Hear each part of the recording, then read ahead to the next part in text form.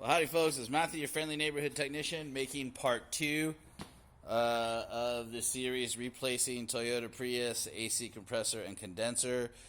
In the beginning, I showed you that to even access the condenser, you do have to remove the front bumper. And that's pretty straightforward.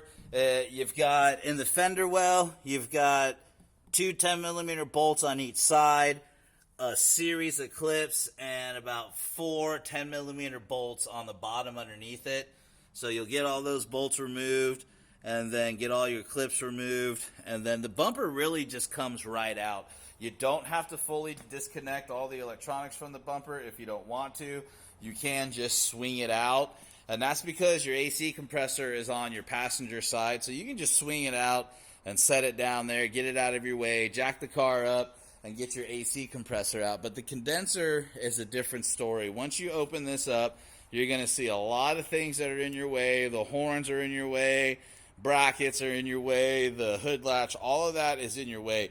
So you're going to want to remove all of that. Now, most of it is just simple 10mm nuts and bolts, and it's very self-explanatory. You can see where the bolts are, and you'll get all of that removed. This just lays in here like so, and you've got 10mm bolt here, 10mm bolt here, and then you've got two here, and then you've got one on the bottom here, and that's for your main bracket that runs all the way down.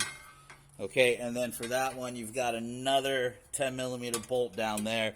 So just a bunch of 10mm bolts, and all of this will remove out of the way. Your horns bolt to your bracket right there, so get those unplugged and get those removed as well. And then you also want to remove your hood latch.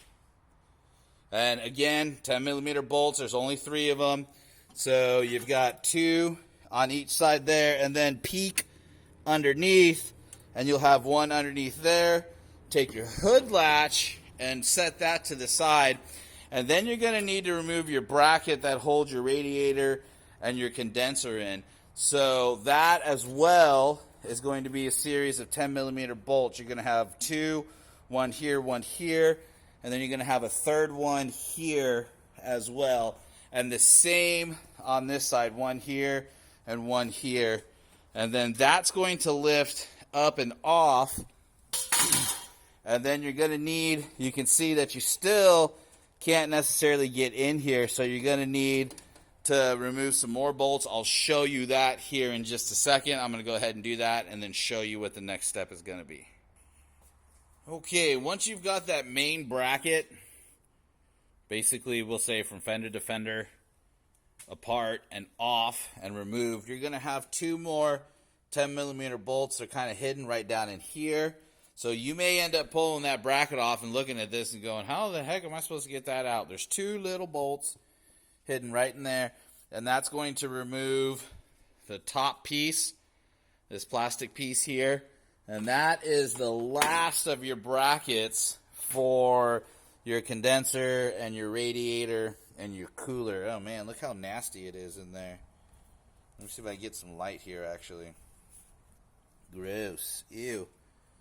I'm going to clean all this out while I'm in here for this person, kind of do them a solid there and clean that out. So once that's out, then you want to look, and you're going to have 2 10mm bolts here, and you're going to have 2 10mm bolts on this side, and that's going to allow you to remove this cooler out of here, and then you will be able to access your condenser and remove that. So I'm going to go ahead and do that next and show you what that looks like.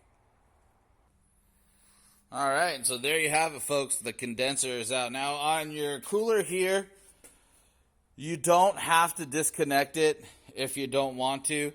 You can just lift it up and set it on top of your radiator. Same goes for your radiator. You don't need to. It may look to you like you got to disconnect some of this stuff, but ultimately you don't have to.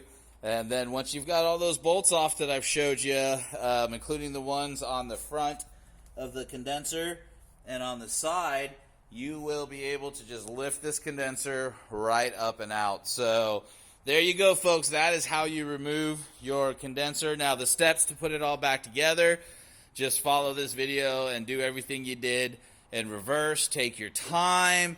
Don't let anything distract you or worry about anything. And it is pretty much a straightforward job. It's just a little time consuming.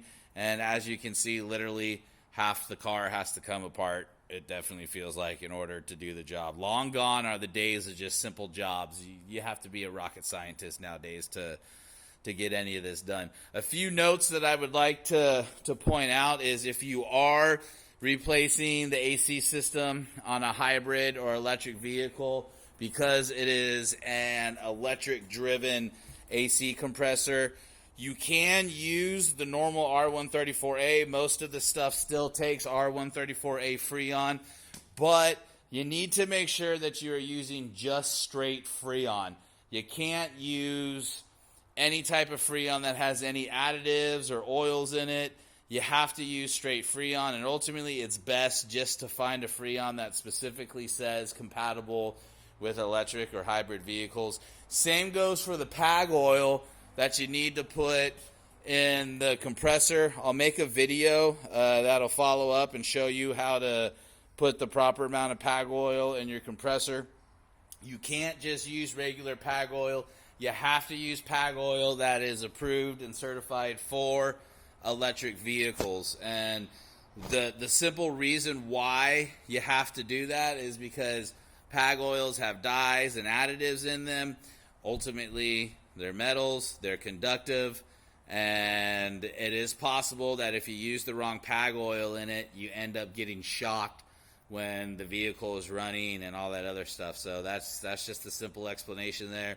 Make sure you double check that you're using the proper Freon compatible with hybrid and electric vehicles, and you're using the proper PAG oil as well. So, all right, guys, I will post a third video kind of showing follow-up, showing the type of Freon and oils and all that other stuff that you need to use, so that way you guys know what's up. Again, I appreciate everybody supporting my channel, all of my followers and subscribers. If you haven't followed me or subscribed, don't forget to hit that subscribe button. If you have any questions, put them in the comments. I have an awesome community here. People will jump up. If I'm not able to get to you and answer your question, then other people will definitely answer your question. And I know that my followers and watchers will vouch for me. If you find my email on my YouTube channel and email me and send me your phone number and you'd like to ask me a question, I have been known to call people that have shot me their phone numbers in my email and help them, walk them through procedure. So it's just a little something that I like to do for you guys. All right, everybody. Well, this is Matthew, your friendly neighborhood technician, signing off.